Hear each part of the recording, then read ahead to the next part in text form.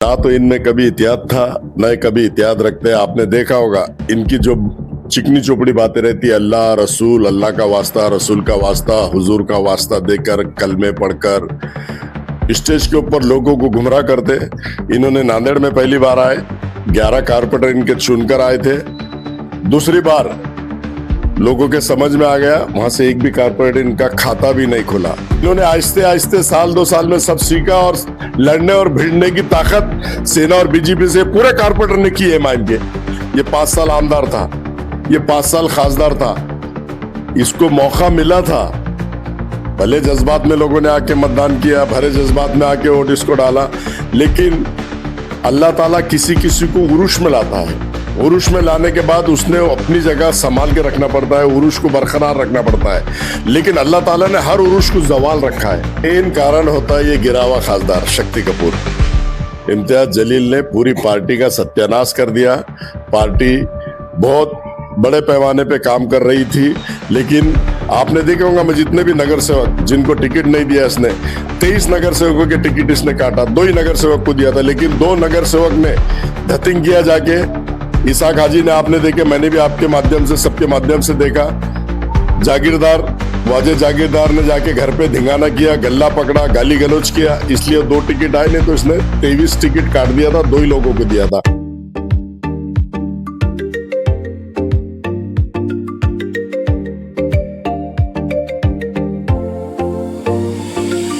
अस्सलाम वालेकुम दोस्तों, मैं अब्दुल रहीम पठान आप सभी का स्वागत करता हूं गली से लेके दिल्ली तक में। जिस तरह से अभी शहर में इलेक्शन का माहौल गर्मा गर्मी का है, उसी तरह से आज हम बेगमपुरा में प्रभाग नंबर 3 में हमारे साथ जो है अफसर खान साहब हैं। जिस तरह से 2015 में इन्होंने इलेक्शन लड़ा, देखने को मिला कि जब उनके इलेक्शन के टाइम औरंगाबाद था, और अभी जो है वो फॉर्म जिस तरह से भरे वो संभाजी नगर हो गया। साहब, क्या लगता है आपको कि आपने जब 2015 में इलेक्शन लड़े थे तो जब औरंगाबाद नाम था, और अब जब आपने फॉर्म भरे तो छत्रपति संभाजी नगर हो गया, ये किसकी देन है? देखिए, सबसे पहले तो मैं गली से दिल्ली तक चैनल का शुक्रिया अदा करता हूं, जो आप आज मेरे ऑफिस पर आकर इंटरव्यू ले रहे हैं। जैसे कि आपने सवाल किया कि 2015 में औरंगाबाद शहर नाम था और अब छत्रपति संभाजी नगर हो गया, तो मैं बता दूं कि जब छत्रपति संभाजी नगर नाम चेंज होता है तो उसका प्रस्ताव मंजूर होता है, उसका नोटिफिकेशन लगता है, और ये खासदार रहते हुए ना ये नोटिफिकेशन इसको मालूम था संभाजी नगर हो रहा है, छत्रपति संभाजी नगर, इसने ना वहां पे आवाज उठाई, ना इसने नोटिस बोर्ड पे 1 महीने का टाइम में जो नोटिस लगती है वो नोटिस पे कोई एक्शन लिया। इसको मालूम हो गया जब छत्रपति संभाजी नगर हो गया, इसने बीजेपी से मिलके बैग भर के ला लिया, घर में रख दिया। वाया बंबई आया था वो, और उसके बाद उसको मालूम है अब डिक्लेरेशन होने वाला है, तो इसने आके यहाँ पर तमाशा किया। कलेक्टर ऑफिस के सामने आके टेन गाड़ा, वहां नाटक कर रहा, विरोध कर रहा, बिरयानी खा रहा, नान खलिया खा रहा। तो इसको मालूम था कि अब मैं वहां से तो हो गया, यहाँ विरोध करके लोगों को बताऊंगा। यह है नौटंकी।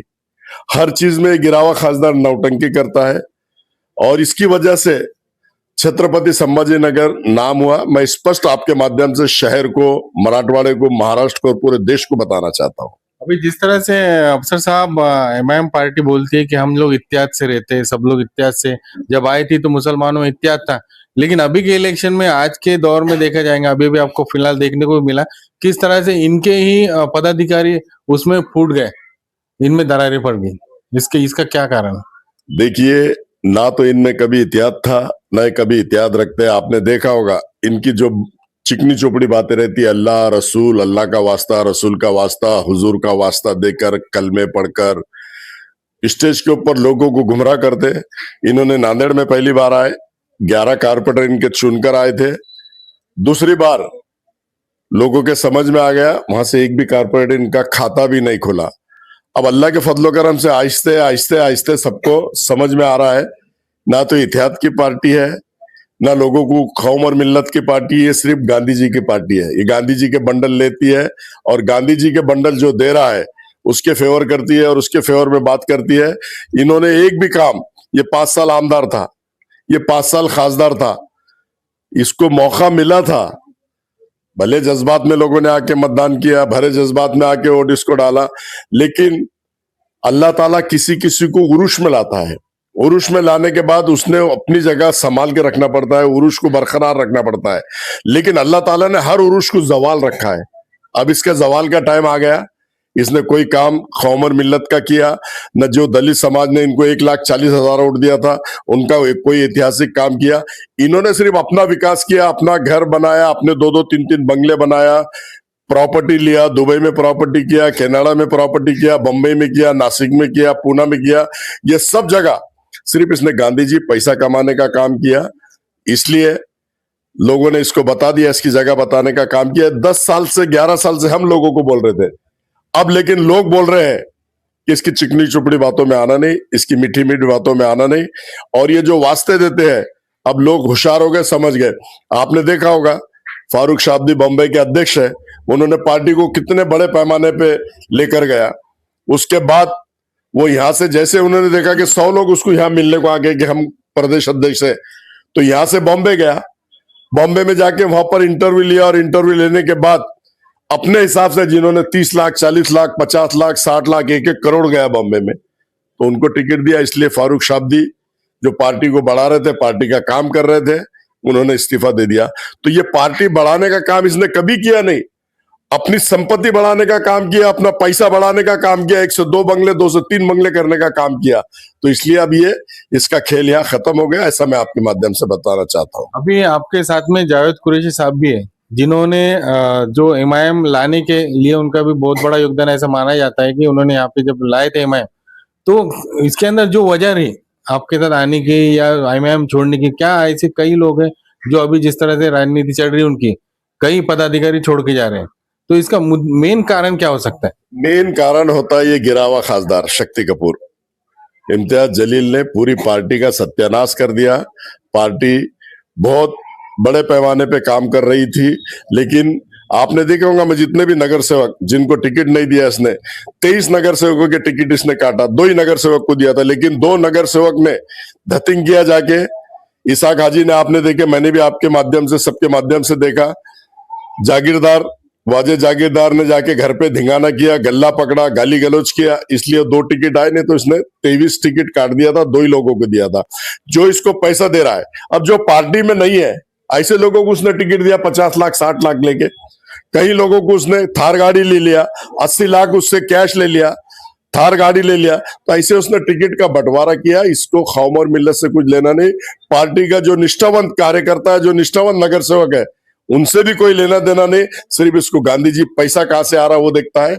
उसने समझ गया कि क्रांति का उसका आखिरी शॉट है, जितना जमा हो सकता है बॉम्बे, औरंगाबाद, हर जगह से जमा कर लो। अब ये मैं आपको बता दूं कि अपना बोरिया बिस्तर बांध के ये पूरा शिफ्ट हो जाएगा। आपके माध्यम से मैं स्पष्ट कहना चाहता हूं।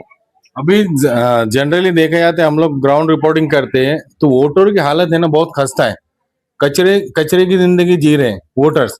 तो क्या लीडर्स ऐसी जिंदगी जी रहे हैं जब वो 5 साल 6 साल रहने के बाद या 10 साल रहने के बाद में करोड़पति अरबोपति बन जा रहे हैं?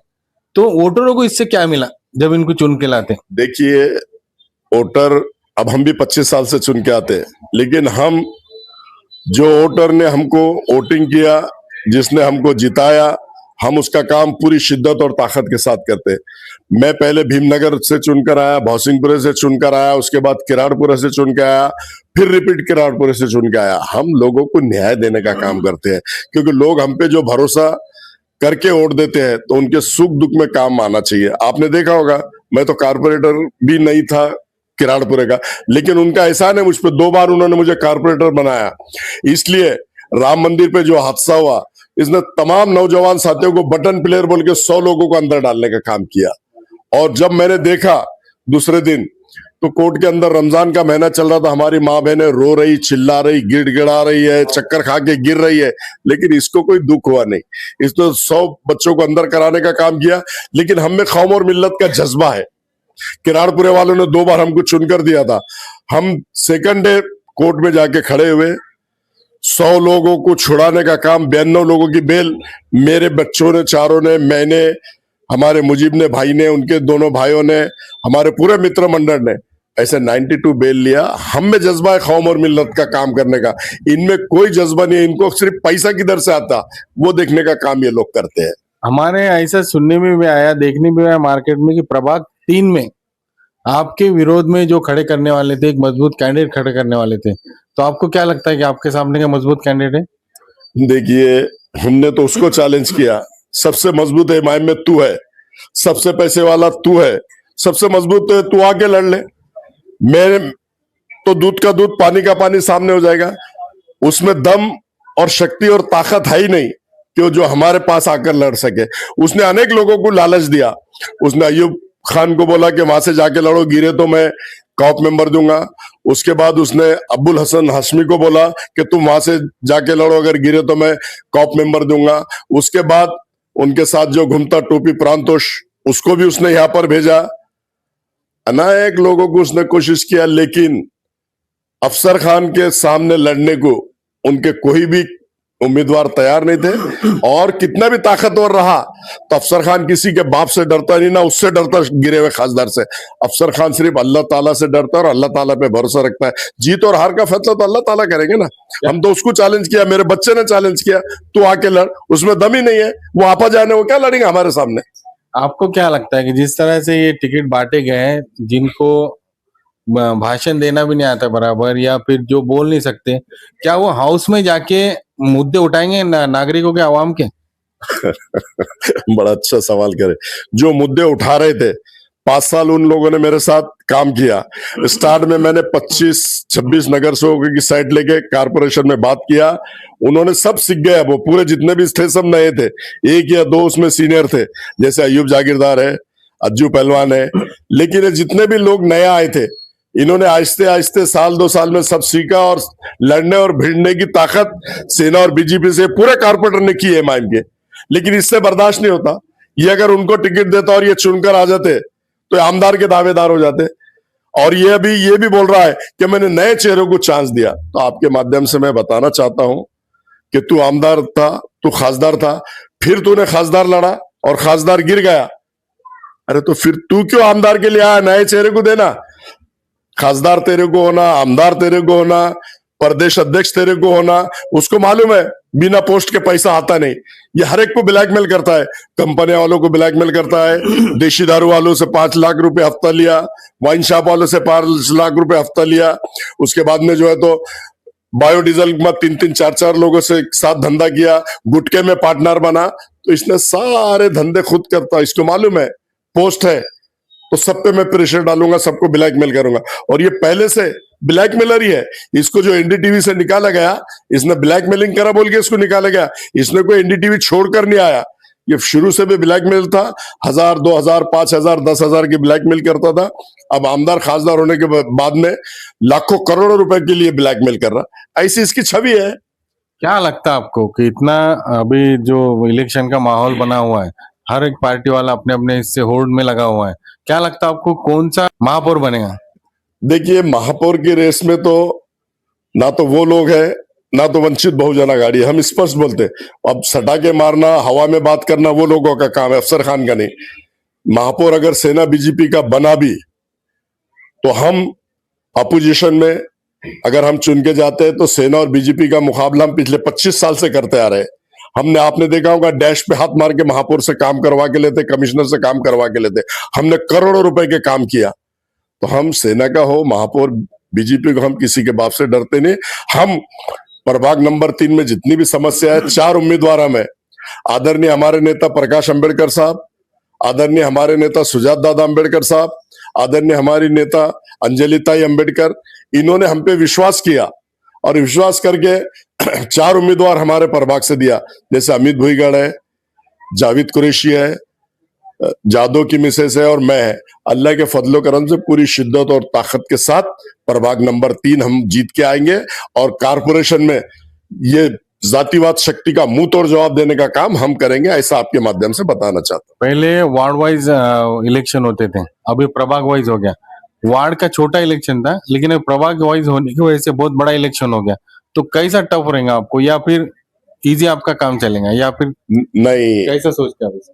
आप देख लो, इजी तो है ही नहीं। प्रभाग है, 40,000 वोट प्रभाग में है, सेना सामने है, बीजेपी है, अफसर खान है, लड़ाई तो पुराने हैं, लेकिन नए लोगों को बहुत सारी दिक्कतें जाने वाली है। देखो दिक्कत हमारे लिए क्या किसी के भी लिए दिक्कत नहीं है। जो लोगों तक पहुंचेगा, जो लोगों के बात करेगा, जो लोगों के लिए हित में बात करेगा और जो चुन के आने के बाद में लोगों के आश्वासन दे के काम करेंगे, ऐसे लोग चुन कर आएंगे। और मैं तो पिछले 25 साल से चुन कर आता हूं।